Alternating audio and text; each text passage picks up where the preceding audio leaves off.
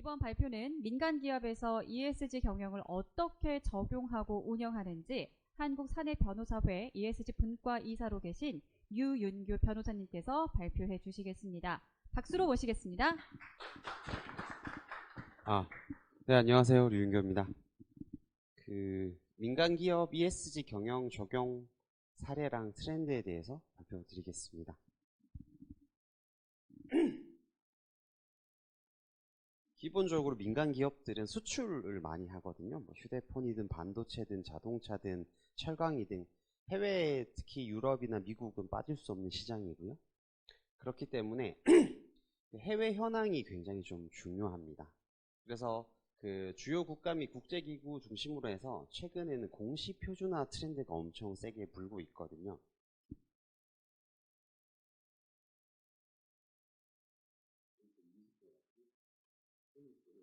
그렇게 해서 보시면은 이제 대략적으로 보면 미국 트렌드랑 유럽 트렌드랑 글로벌 기준 트렌드 요 3개 정도로 좁혀서 봤습니다. 그래서 유럽 연합 같은 경우에는요, 작년에 유럽 지속 가능성 보고 표준이라고 작년 11월에 발표가 된 공시 기준이 세팅이 됐고요.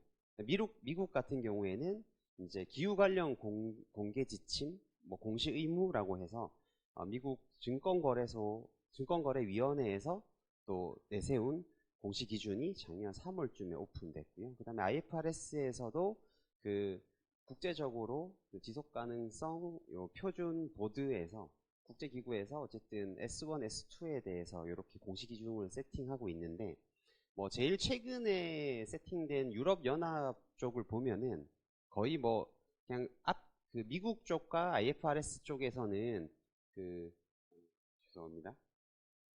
기후 관련 공시 중심으로 마련된 거라면 유럽 쪽에서는 훨씬 더 강하게 ESG 전반에 대해서 조금 적용 항목으로서 공시 기준을 세팅하고 있거든요. 그리고 미국 같은 경우는 미국이나 IFRS 같은 경우는 투자자 관점에서 단일 중재성 측면에서 요거를 공시하도록 유도하고 있다라면은 유럽 연합에서 만들어진 ESRS에서는 보면 기업 경영이 지역 사회와 인권과 환경에 어떤 영향을 주는지까지 더 이제 양쪽 다 관계까지 포함하는 식으로 이제 공시하는 표준을 만들고 있습니다. 적용 대상 측면에서도 뭐 유럽에서 직접 유럽에서 만들어진 기업 5만 개가 적용될 뿐만 아니라 또 유럽에서 사업을 하는 3국에 있는 나라의 자회사도 여기 적용이 되기 때문에 우리나라 현대차라든지 삼성이라든지 이런 데는 적극적으로 좀 적용이 되고요.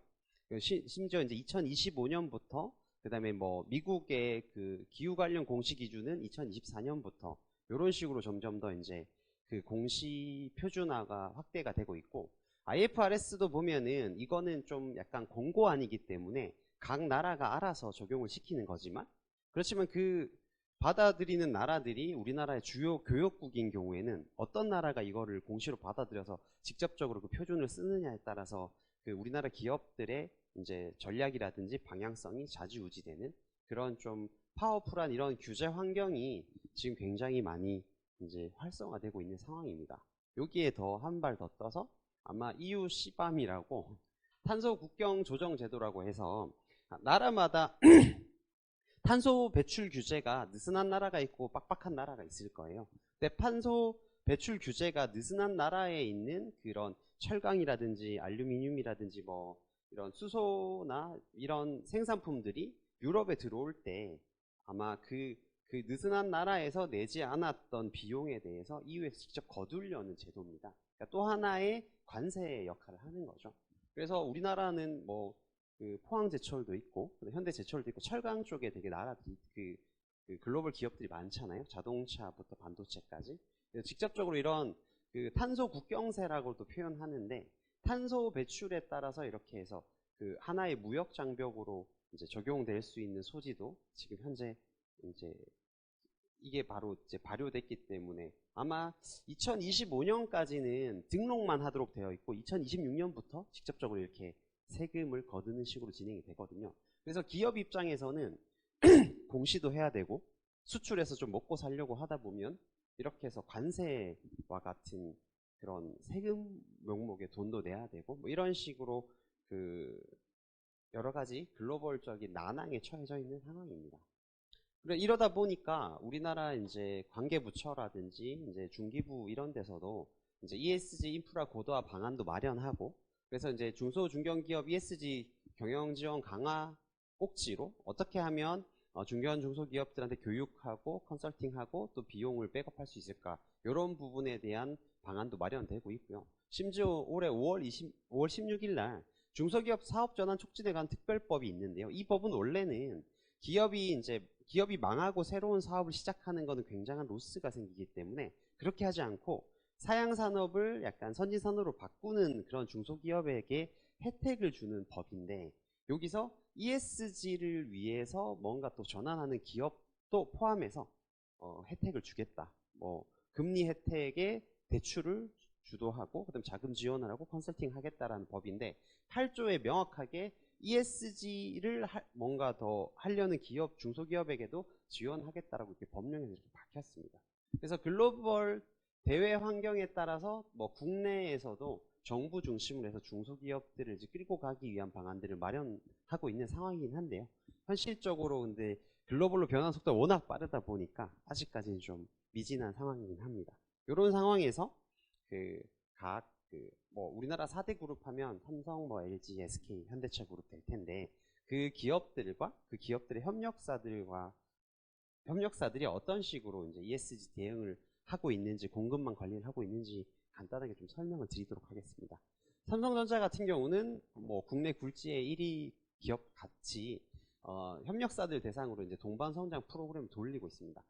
삼성전자란 회사 하나로 자기 스스로 이제 뭐 윤리 강령을 세운다든지 ESG 위원회를 만든다든지 내부적으로 뭐 분쟁광물 정리 지침을 만든다든지 삼성전자 자체로도 당연히 ESG 관련된 활동을 적극적으로 글로벌 탑 수준으로 하고 있지만 그 협력사들한테도 전반 성장 프로그램이란 걸 돌려가지고 왜냐면 내가 하는 거 외에 나와 거래하는 그 이해관계자들까지 ESG 하도록 이제 유도해야 되는 게 ESG이기 때문에 협력사들에 대한 동반성장 프로그램도 돌리고 있습니다. 원래 동반성장 프로그램은 기본적으로는 그 공정거래법이나 하도부법에 따라서 그 갑을 관계에 있는 을의 이익을 침해하지 마라. 그다음에 그 중견 중소기업들의 기술을 탈취하지 마라.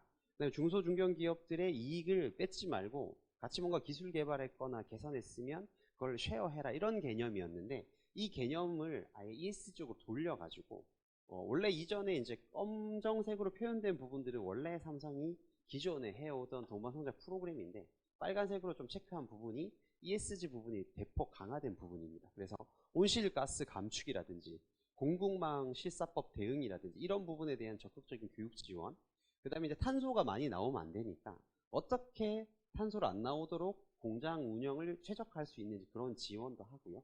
그래서 기술 경쟁력 증진도 하고 이런 식으로 동반성장 프로그램을 기존의 방식과 조금 달리 ESG 중심으로 축을 맞춰서 운영을 하고 있습니다. 그리고 그 협력업체 평가 프로그램에 있어서도 원래 그 협력업체를 평가할 때는 기술력이 있는지 빨리빨리 대응해서 가져다 주는지 원가가 싼지 품질은 나쁘지 않은지 납기를 잘 지키는지 정도로만 평가를 하거든요. 근데 여기에 보면은 이제 하단 오른쪽 두 곳에 보면은 환경안전이나 기업윤리까지 그러니까 협력업체의 기업윤리는 어떻게 되는지 협력업체 환경안전, 안전 부분, 환경 부분 어떻게 체크하고 있는지까지 협력업체 평가 프로그램에 평가 항목에 ESG 관련된 부분이 아예 들어와 있습니다. 그래서 철저하게 평가를 해서 이제 뭐 하단에 보시면 공급 물량을 우선 배정한다든지 차년도 구매 정책에 반영한다든지 이런 식으로 해서 ESG를 못하는 기업은 내 공급망 안에 못 들어오도록 하는 식으로 좀 운영하고 있습니다. 뭐 삼성도 그렇지만 뭐 당연히 이제 뭐 뉴스에서 보셨겠지만 유럽계 자동차 업체인 뭐 폭스바겐이라든지 BMW 그 다음에 이제 굴지의 휴대폰 회사인 애플에서도 공급망 실사를 해가지고 BMW 같은 경우는 아예 그 ESG가 안 되는 기업에 대해서는 입찰 기회를 박탈시킨다라는 식으로 드라이브를 걸고 있거든요. 뭐 이런 식으로 좀 진행이 되고 있습니다. 그리고 또 환경안전 프로그램을 해서 환경영향 저감, CDP 기준에 부합하는 정보 제공하도록 해서 아예 CDP랑 협력해서 아예 정기적인 세미나도 개최하고 있고 그다음에 온실가스 가스 감축 목표 수립한 협력업체한테는 아예 인센티브도 주고 있습니다. 그래서 CDP의 공급망 프로그램에 가입해서 협력사들까지도 여기에 영향을 받도록 하고 있습니다. 그리고 이제 분쟁 강물이라고도 부르고 좀 더 넓은 의미로 책임 강물이라고도 부르죠. 그래서 원래는 콩고에 있는 분쟁 강물 시작점인데 이 책임 강물 관리 프로세스도 만들고 이렇게 해서 뭐 책임 강물 파트너십을 맺고 공동 대응을 하고 있습니다. 마찬가지로 LG전자도 뭐 전자 측면에서는 굴지의 두 번째 우리나라 기업인데요. 그래서 마찬가지로 뭐 그 아예 행동 규범 자체를 만들어 놓고 행동 규범을 지키는지 안 지키는지에 대한 검증을 합니다.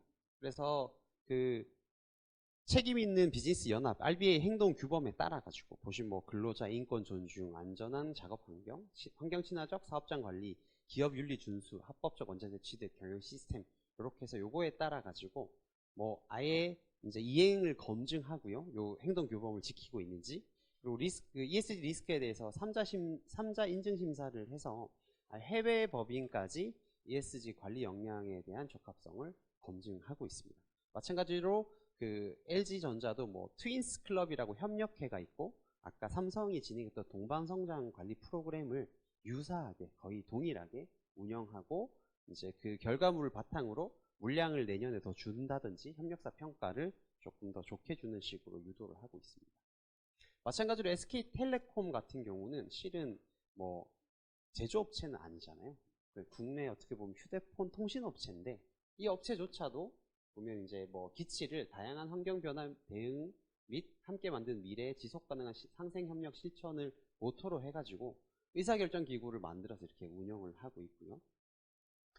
그리고 이제 SK텔레콤에서 이런 뭐 교육하고 뭐 금융 지원하고 기술 보호하고 뭐 경영 지원하고 ESG 지원해서 뭐 위에 거는 원래 동반성장에서 기본적으로 주어지는 내용이라면 ESG 지원이란 한 축을 아예 밖으로 뽑아가지고 ESG 교육 프로그램 무상으로 제공하고 안전교육 프로그램, 중대재해처벌법 등과도 관련되죠. 그런 것들을 무상 지원하고 있습니다. 그리고 아예 협력사 포털을 만들어서 ESG 포털이라고 만들어서 협력사가 자가진단을 키인하도록 돼 있고 그 데이터를 검증하는 식으로 해서 검증하고 그다음 평가 결과를 바탕으로 개선하고 컨설팅하고 교육하는 식으로 이렇게 협력사들을 가지고 가고 있습니다. 그리고 뭐 ESG 리스크 관리 프로그램이라고 해서 뭐 뻔한 내용이긴 하지만 그래서 규범이나 뭐 이해관계 채널이나 내부 리스크 관리 프로세스를 알리고 그다음에 가이던스를 주고 모니터링 한 다음에 시정 조치를 하든 제대로 안 됐으면 거래 관계를 끊는 식으로 이렇게 ESG에 대한 드라이브를 걸고 있습니다. 그렇게 해서 기본적으로 이제 큰 배경에서는 수출 우리나라 대기업들의 협력사들은 그 대기업들이 수출업을 하기 때문에 협력사들도 간접적으로 수출업을 하게 되는 거거든요. 그래서 뭐 삼성전자의 벤더가 한 7,000개, LG전자의 벤더가 한 5,000개, 삼성 뭐 현대차 그룹에 있는 벤더들이 한 3,000개, 4,000개. 그러니까 뭐 수만 개의 중소 중견 기업들이 수출과 관련되어 있는 기업이기 때문에 글로벌 규제 환경, 특히 공시 기준이라든지 탄소 국경세에 대한 규제 같은 것들이 드라이브 적극적으로 걸리면서 그렇죠. 우리나라 중소 중견 기업들은 굉장히 이제 그 눈앞에 맞닥뜨린 현실에 대응해야 되는 상황이고 다만 이제 그걸 지원하기 위한 정부 시책이라든지 정부 부처들의 지원들이 있지만 아직까지 좀 부족한 상황이고 그다음에 대기업은 대기업대로 자기 스스로도 하지만 그런 자기 협력사들도 케어해서 가야 되는데 뭐 나름의 노력은 하고 있지만 현실적으로는 좀 벽에 부딪혀 있는 상황이기도 하고 또 어떻게 보면 또 적극적으로 이렇게 프로그램을 싸서 적극적으로 잘하고 있는 상황이기도 하고 뭐 그 프라이빗 섹터에서 일어나는 ESG 관련된 트렌드는 요 정도입니다. 네, 그러면 요걸로 제 발표를 마치도록 하겠습니다. 감사합니다. 네, 류인교 변호사님의 민간 기업에서 ESG 경영을 어떻게 적용하고 운영하는지에 대한 발표를 잘 들어보았습니다. 감사합니다.